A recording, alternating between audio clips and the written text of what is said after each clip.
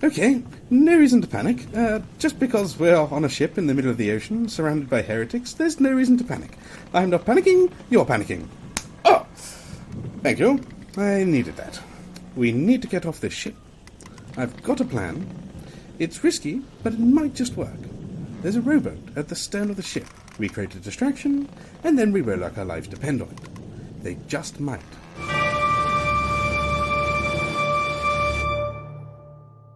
Hello and welcome to the LARP Noobs podcast. I'm joined as always by Ian, and we're going to talk about the PreLarp to E3 2019. Yeah. It's. I mean, this one's interesting. We were debating before, but we were thinking about, because we went on Thursday, whether or not we put that in this section or the next section. We've decided to put it in this section. Yeah. But I think the choice to go on Thursday was really interesting, and I think it sort of changes things up. It's a game changer in many ways. Thursday is awesome. I mean, we'll get there, but I think we'll talk about the other stuff first, but I think that's a good preface to it. Yeah, so I died last event, and then I killed off my phony character that I made just to see me out the weekend. And so we're at doing it like before, trying to find a new character to build, and it was horrible again. I mean, I think it took you some time to sort of think about what you wanted to do. I mean, you said in the previous set of episodes that you had just written down on a pad tambourine. Yeah. I mean, we kind of fleshed it out more than that. Often, me and Dave, we talk just a lot. Just we send some messages to each other and stuff. And we're talking kind of about ideas, right? Yeah, and sometimes you'll say, I want my character to be this, and then we'll talk about it. I don't know, it's just more kind of bouncing ideas around, really. Yeah. So a lot of the intention was to kind of go for someone that was absolutely completely different from my previous character. And I thought this was really brave and really good of you to do. Well, it's just to force myself just not be that character and do something completely different with it. Yeah. And was that to differentiate who, put a breaker between this is who Ifan is, this is who my new character is? So... Or was it more like you want to do something different? So one fed into the other, I would say, and it was more like because I wanted to test myself in the game, and because I wanted to, they both work the same way. Yeah, it's just like I mean, if you go all the way back to the first ones, both of us thought we'd never do magic. Yeah, and then literally, I think I might have said on the podcast maybe that I was never going to do X or Y, right? Yeah, and it was interesting because you chose to go magician. Yeah. So my build is shield magician, so that's cool. Magician gives you this whole bunch of different options, right? And there's a lot of lore involved in understanding how magic works. Right? And I think the thing is, the way the system basically works in terms of building your character mechanically, the website basically has, it's a classless system, but it has basically a bunch of parts of it that you can dive into. So you could say go into being a heroic character, which will give you heroic calls. But to do that, you can have to unlock this skill called hero, and that does a basic set of things. Yeah. But then there are other skills like the ability to call a cleave, for example, that you have to pay to sort of add on to that. Now, magician is similar, as is, say, if you go the sort of herbalist physic route like I did, that opens up various options. But you went magician, which exponentially increases this. Yeah, so it's magician, but then with battle mage attached to it. Yeah. Right? Yeah. So not completely giving up on the old ways, but like knowing that I'm going to fight anyway, so... And we talked about this a little bit because a part of it was...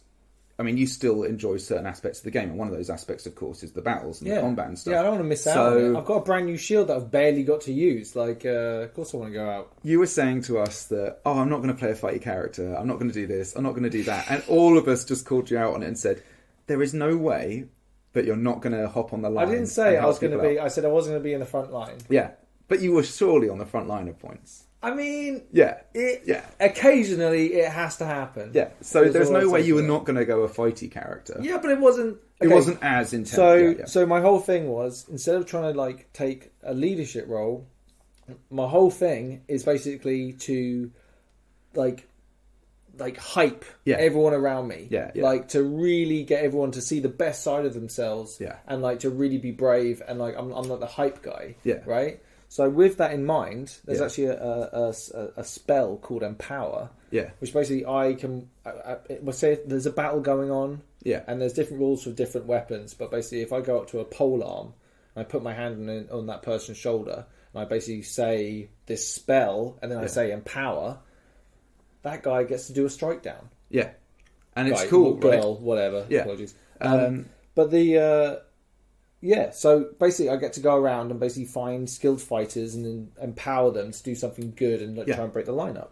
And I think it's a really interesting choice. Like, the thing is, as with all these things, like if you were to look at it as a computer game, purely mechanically or whatever, I think a lot of people would say, oh, something like Shatter is the best one and Heal is the best one and stuff like that. And obviously there'll be discussion about these, but I think a consensus of people would move in those kind of directions. A mage...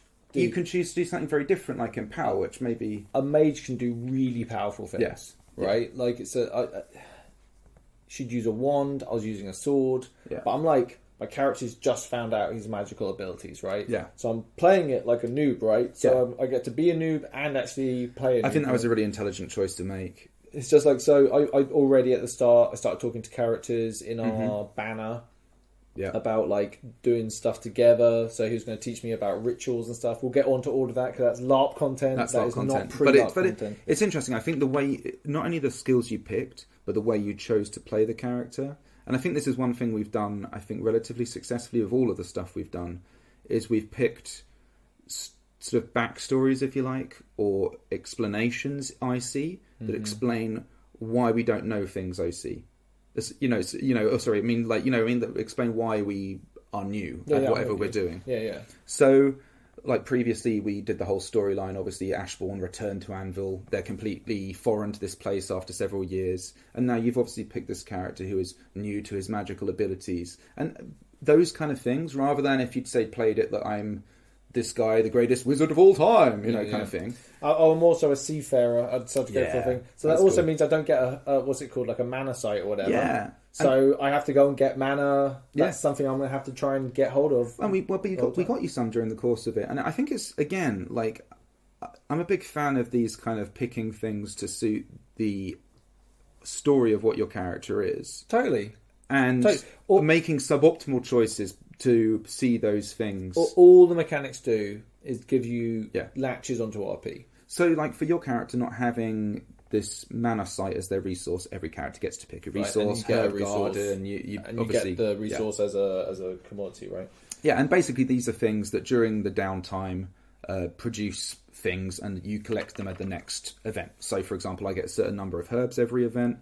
When you have the business, you get a certain amount of money every event. And there are things that can happen and can affect the quantities of resources those things make. Okay, last time I just got my military unit, right? I only had it for like a season or whatever. It was like, that was as if then, So the fleet, whole new realm of possibilities. Yeah, right? Really because you could actually, did you go onto the website and pick things out of the drop-down box? No, all that kind of I stuff? did it way too late and had no option to do it. Mm-hmm. So, and we're 4 days out, by the way, from the event, so this is where we are. So, with that in mind, you were like, hey, why don't I just make you some armour? Yeah, Actually. It was it was an interesting one, because I think we both wanted you to at least look different from Ifan. Yeah. And your armour's, I guess you'd sort of worn it in a way and sort of become comfortable in a way that I think was actually quite visually distinctive to your character. Mm-hmm. Like, people, I think, would recognise you as Ifan if you were to wear that armour and the same soft kit, basically. Totally. And all you had was different tattoos. Yeah. And a hat, say. Like, that wouldn't differentiate your character enough. Mm-hmm. So I think, like, getting you new armour, and because you're a wizard, we could go with kind of this idea of doing mage armour. In the end, I'd say it looks more like real armour than mage armour. But it has, like, a little bit of flair to it. Yeah, it's got an anchor on the back. Yeah, dude, it was great fun. So if you don't know who I am, I'm the one with the anchor on his back. I don't know how many people have anchors on their backs, but it was So basically, you just told me to go wild and just do whatever I wanted. Yeah. So I got a bunch of leather, some sort of fake suede as well, and then just basically made like a tabard style thing, essentially. And then sort of made it so it could basically be sort of tightened at the sides and sort of flung over the top. And then I added sort of shoulder pads sort of things to it, which are built out of like these little leather scales kind of things, essentially. And then these bits of brass plating to basically make some front armour, which is basically just 6 brass plates on the front. They're all ornamental almost, right? They're not really effective, right? And then on the back, this kind of anchor, which is again built out of like these little brass, they're sort of actually modeller's stock brass, which is really, really thin brass. I think it looks great. It looks really cool. It's light as well. Oh, it's really light, and it's roomy under the pits, which for this event was very important. Well, I mean, part of my thinking behind that is because you're planning to do a 10k run, and you have already done one. And by the way, like, congratulations. Yeah, so I've only recently started. Let's go back.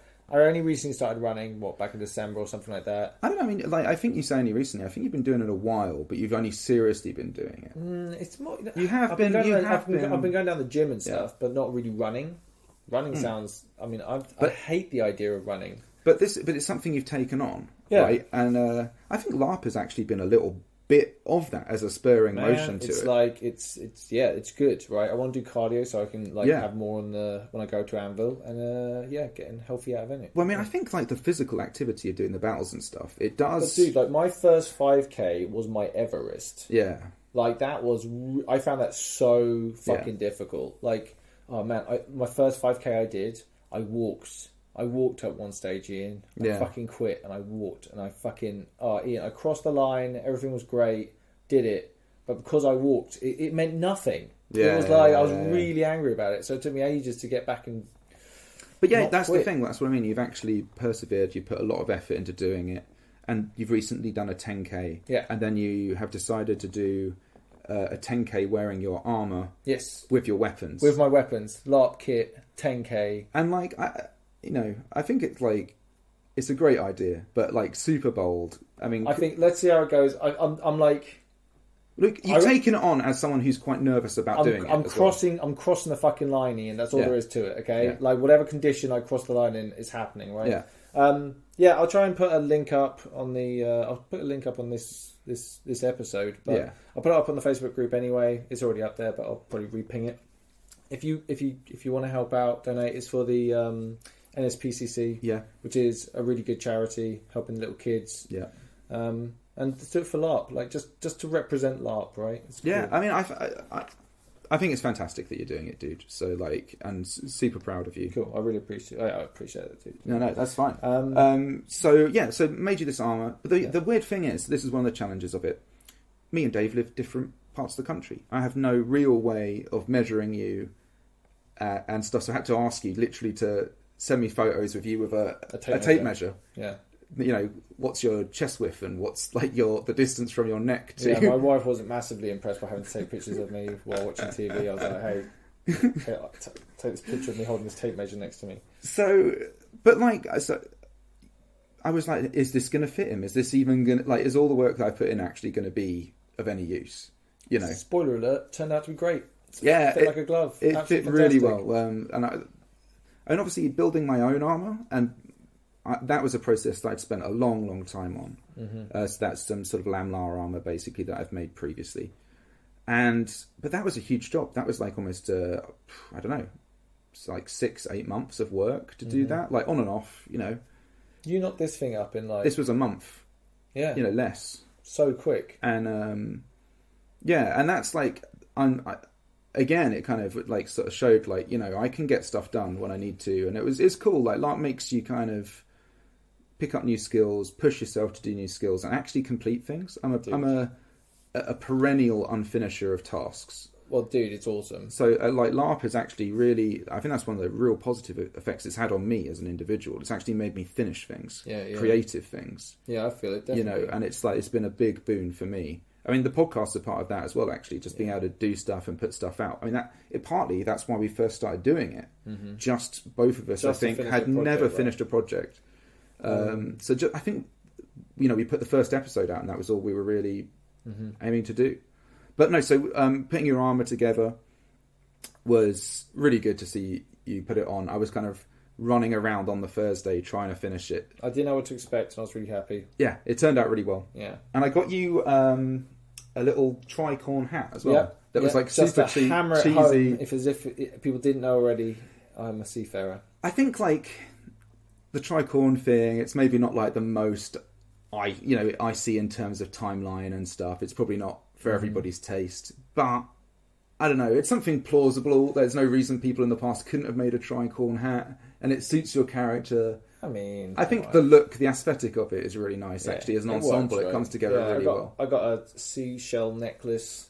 That was really cool. Which so broke up a bit. I mean, that was before even you were looking at the armor. You were looking at just a trinket. And I think that's something you do very well, which is get little things. Just add one or two things that can really make all the difference, right? And we just found this cheap seashell necklace. I think it was on eBay or something. Yeah, it was really cheap. It was really cheap. Yeah, cool. That was cool. What else did you do before we went to the event? So for my own armor, one thing I'd done is get my greaves. That's your leg armor. Are just two steel. Just two naked steel kind of plates, basically. So I wanted to take those and paint them green to match the green laminar of my armor. And while I was doing that, I thought I would put on one of them the Ashbourne logo, and on the other one the Novarchis logo. So cool. And it was really cool to do. I felt like I've got my military unit that I'm with, and I kind of go out representing them, and I've got the Ashbourne who I kind of go out representing as well. And it kind of really, and having the colours all match and stuff, it really kind of made me feel like, yeah, my character is, he sees himself in these roles as part of the military. When he goes out to fight, he represents these things.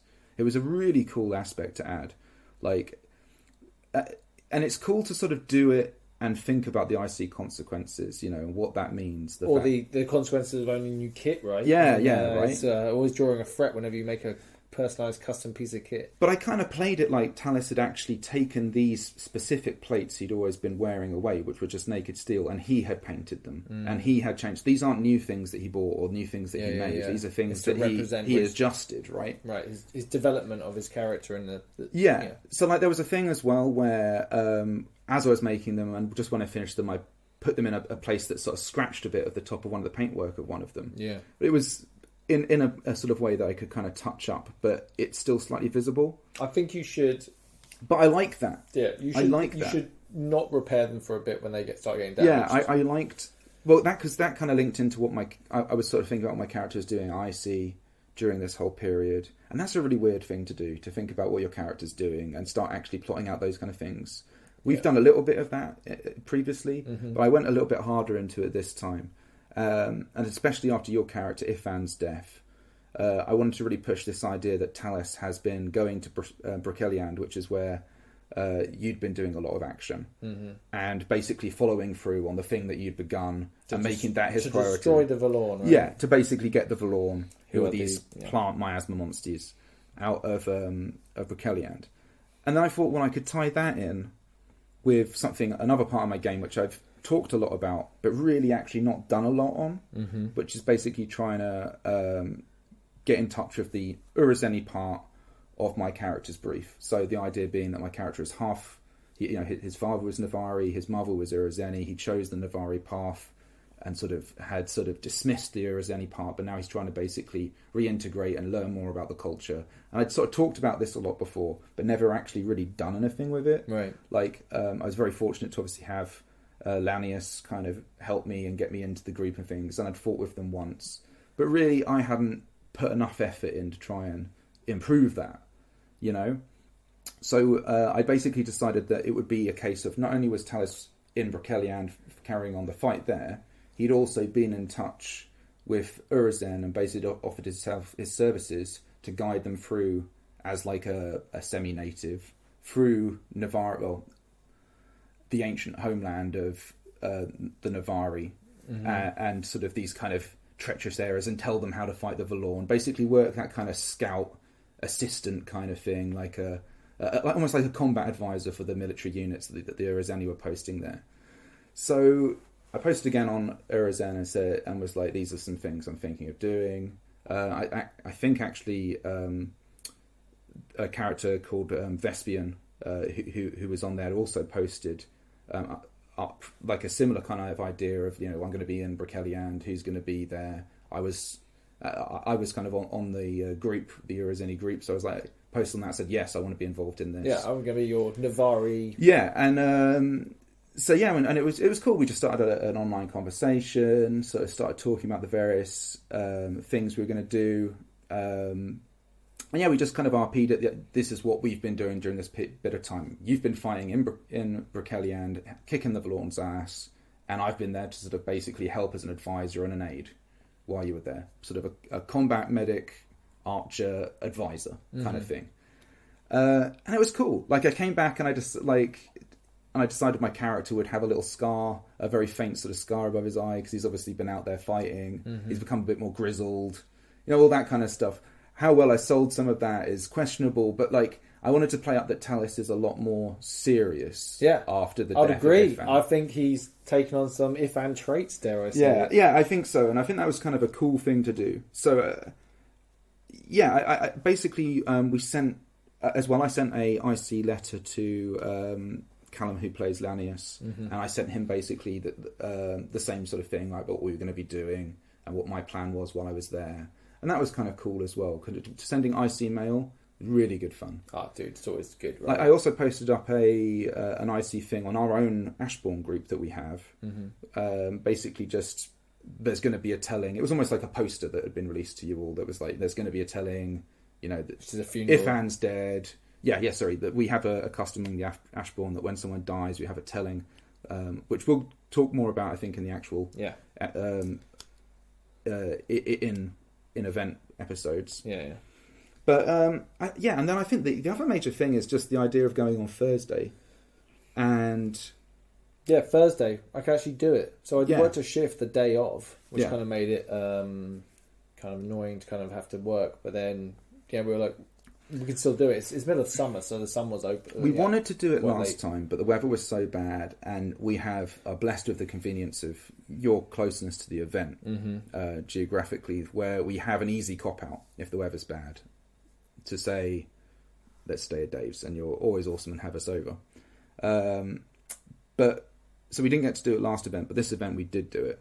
Even though we were doing it, actually getting there quite late, setting up quite late. Yeah. I think all of us would like to get there earlier on Thursday next time. Massively. Thursday is fantastic. Like, it's going on the Thursday. All the rumours are true. It's a fantastic day. So you get that, and I think it was because of, I don't know what it's like on any other ones, but it was pumping. Like, there were so many people there. I asked people if is it like this normally on Thursday? And like, everyone that I talked to said, no, this is the busiest Thursday we've ever had. Like walking around, right? Yeah. But instead of it being Anvil, it was like it was a festival full of really nice, chill people. Yeah. Right? Like, everyone was just so friendly and nice. There's one bar, one pub, which is a big sort of, but it's big enough to accommodate everybody. Forge, the Forge is open. Oh, it's fucking crazy hot. It's like the hottest day of the year or something as well. So even when the sun came down, it's sort of like 30 degrees or whatever. It was rough. I mean, we'd been setting up. I mean, the sun had come down. It did make it easier, but setting up is tiring. All sweaty, dude. And but it was, I mean, just to show how busy it was on the Thursday, there's some people who'd taken our spot on the Thursday. Yeah, we got there. Ian's always so worried about his spot being taken, and then we get there on the fucking Thursday and someone's where we usually camp. Yeah, I mean, that's it. I mean, I think the thing is, there's so many people. We were like, everyone, because Ian got there late, right? Yeah. So the rest of us were like, what are we going to do? So we planned out a few different bits of what we could do and where we could camp.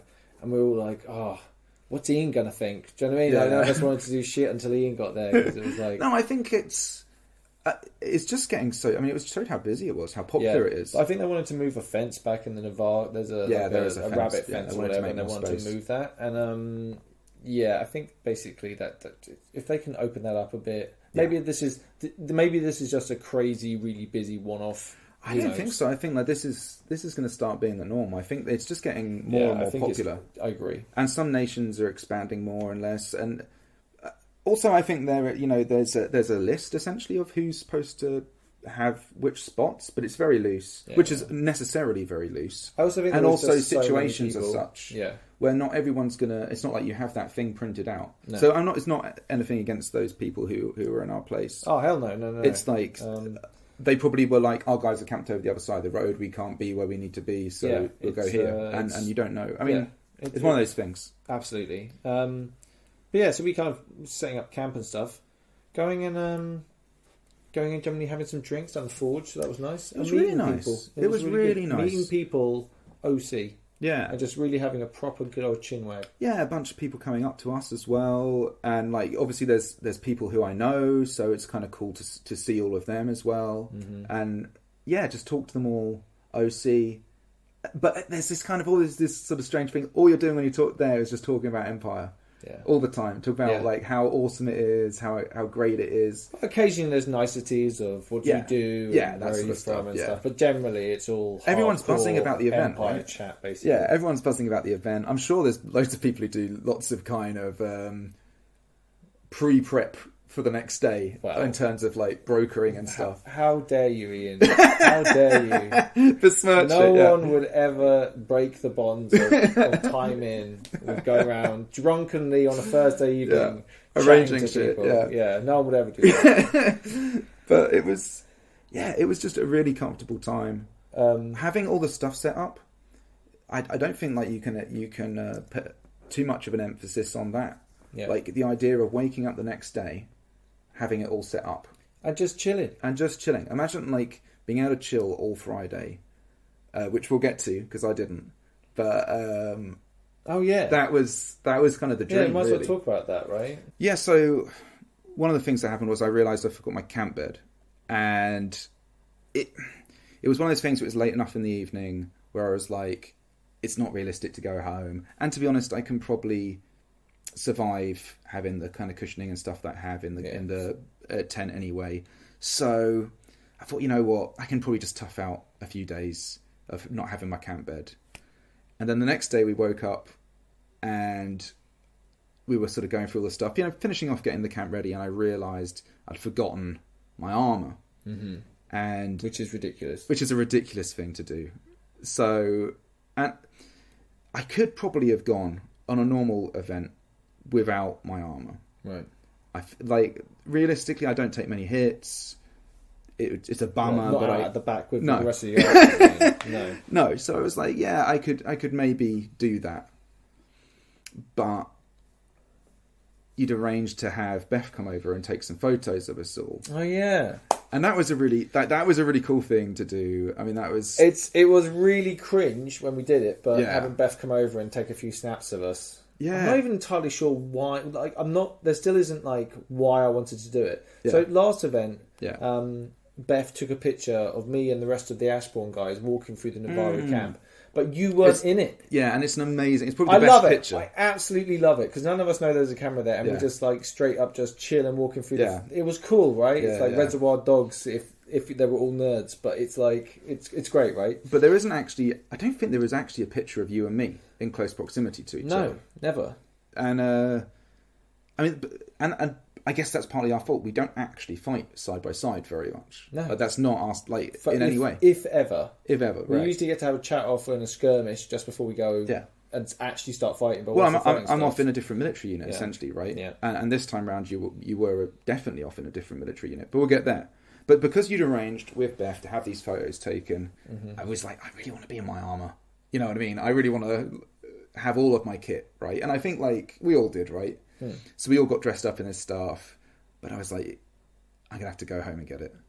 And I live in Cambridge, and I knew the traffic was an hour and a half, right? It's but then there was a big hold up on the traffic. And it was like that thing where it was like, because it was bad on the way in, it's also going to be really bad on the way out. Yeah. So I just booked it at about 11 on the Friday when I realised I'd forgotten my armour.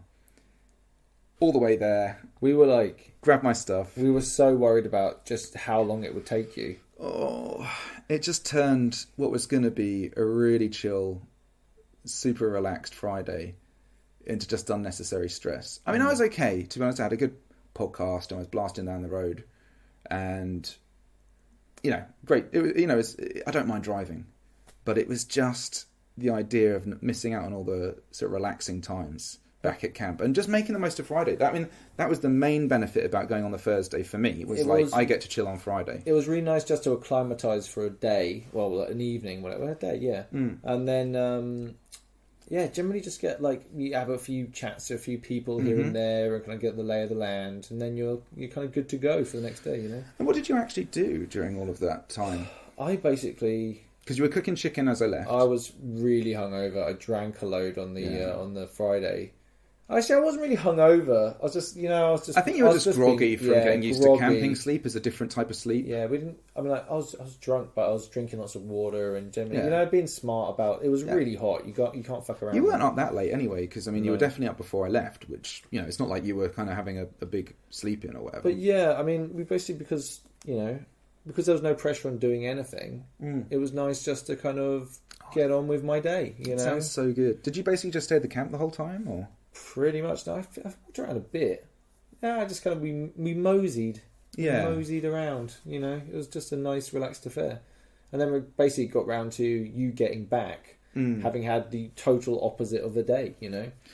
Yeah, I think I always have this thing, and I think it's just a me thing. I kind of am a big worrier, a big fusser, and I want everything to be super organised in a way. Not even super organised, I just want stuff to be done so I can chill out and get on with the business of chilling out. Yeah, and you have loads of stuff. And I have loads of stuff, which is my own fault. I could easily probably cut it down. You were better this event. I was a lot better this event, actually. Yeah. I've been trying to really streamline what I bring. And there's always this trade-off. So there's a trade-off between bringing too much stuff, but also bringing not enough stuff where some of those things you might miss. Yeah. So, for example, I tend to bring quite a lot of crafting material, and I certainly have over previous events. I've always brought material and thread and hole punches and riveters and things like that, just in case anyone's armour breaks and there's anything that can be done, I can fix it. Well, in this case, Lloyd was actually still making his armour, right? Well, that was a crazy, and he didn't have a lot left to do, so he brought all of his stuff too, all of his crafting stuff, and hats off to Lloyd.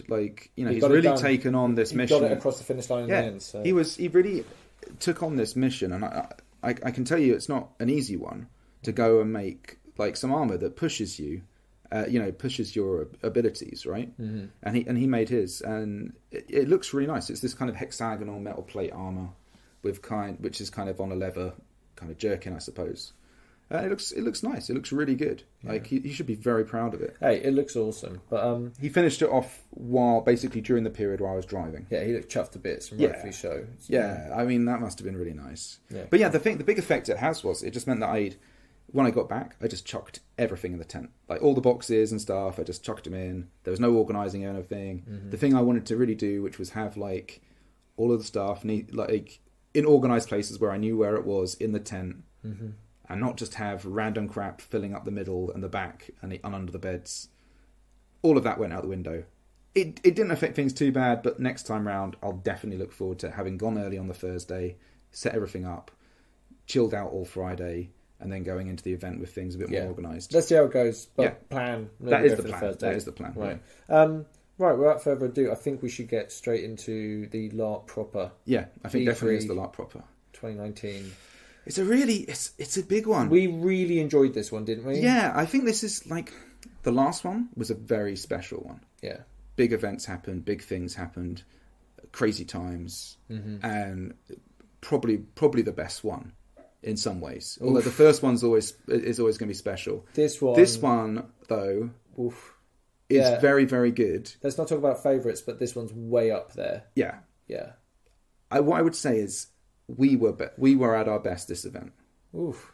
Wow. Yeah. Strong. Yeah. All right. Without further ado. Yeah. E3. Right. Pass me that flint and steel. Okay, we'll start a small fire, and while they're distracted, we'll take the rowboat. By the time they get the blaze under control, we'll be long gone.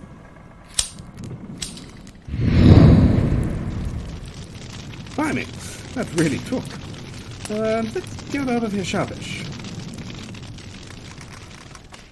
Looks like the coast is clear. Let's get going. What are you two doing on deck at this time of night? Ah, Derek. Fancy seeing you here. Me and my accomplice I mean companion. We're just going to take a stroll on deck, hoping that the sea air will help us sleep. I must insist that you head below. A storm is moving in, and you two won't be safe up here on deck. Well, safety first. Do you smell smoke? Smoke? No, no. Fire? Out of my way! Quick! No time to waste. Grab the oars. Let's go. And stroke. And stroke. Come on, put some effort in. Oh, that fire really did catch. Just look at it burn.